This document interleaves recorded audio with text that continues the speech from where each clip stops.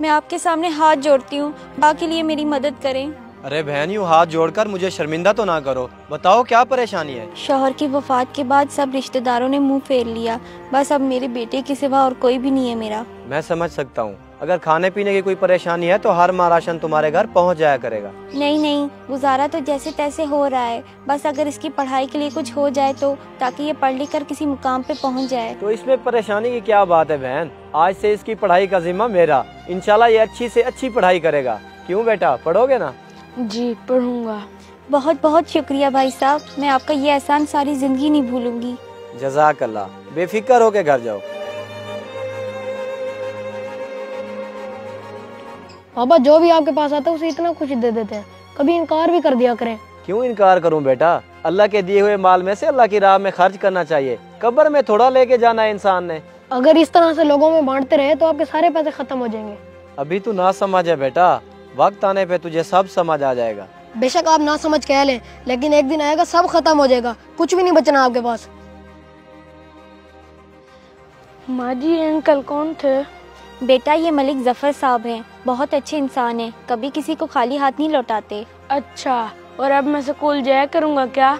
हाँ बेटा जरूर जाओगे, बस दिल लगा के पढ़ना और इनका ये एहसान कभी ना भूलना। ठीक है माँ जी, कभी नहीं भूलूंगा।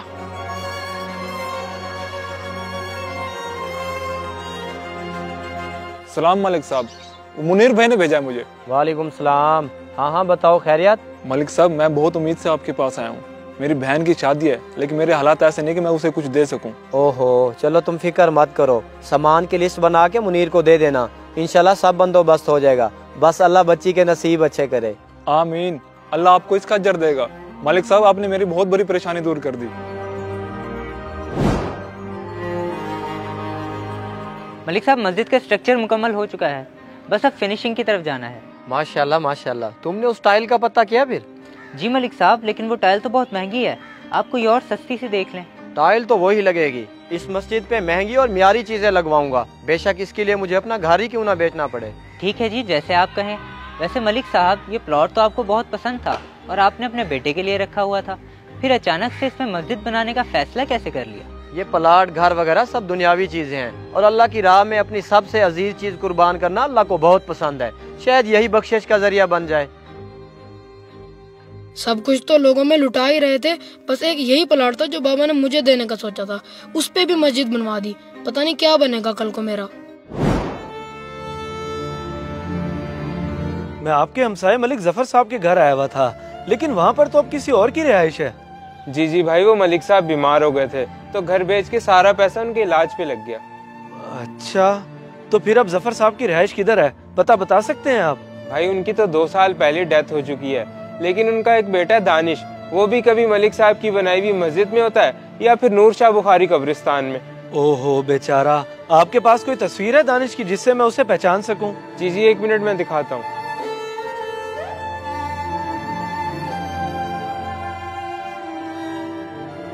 ये ठीक हो गया जी, बहुत शुक्रिया।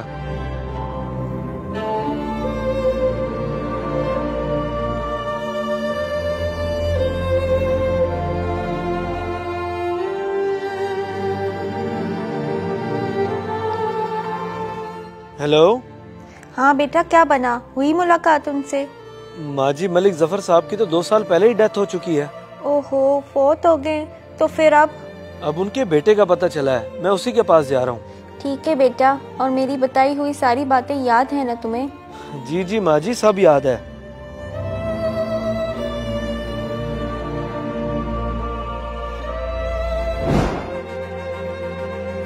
कहता था ना बाबा कि एक दिन सब खत्म हो जाएगा, और आज वही हुआ। आपने लोगों में सब बांट दिया और अपने बेटे को इस हाल में छोड़ दिया कि आज मेरे पास रहने को ठिकाना तक नहीं है।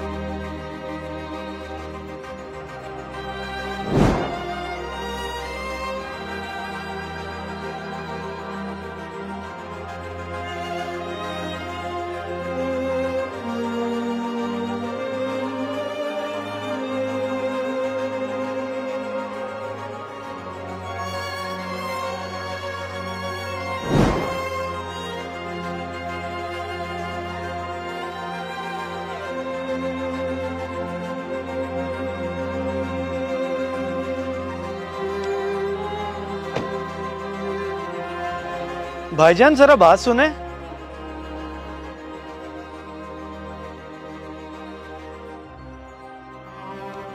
जी भाईजान, आपने बुलाया? आप दानिश हो ना, मलिक जफर साहब के बेटे? जी भाई, लेकिन माजरत, मैंने आपको नहीं पहचाना। सब बताता हूँ, आए चले मेरे साथ, आ जाए।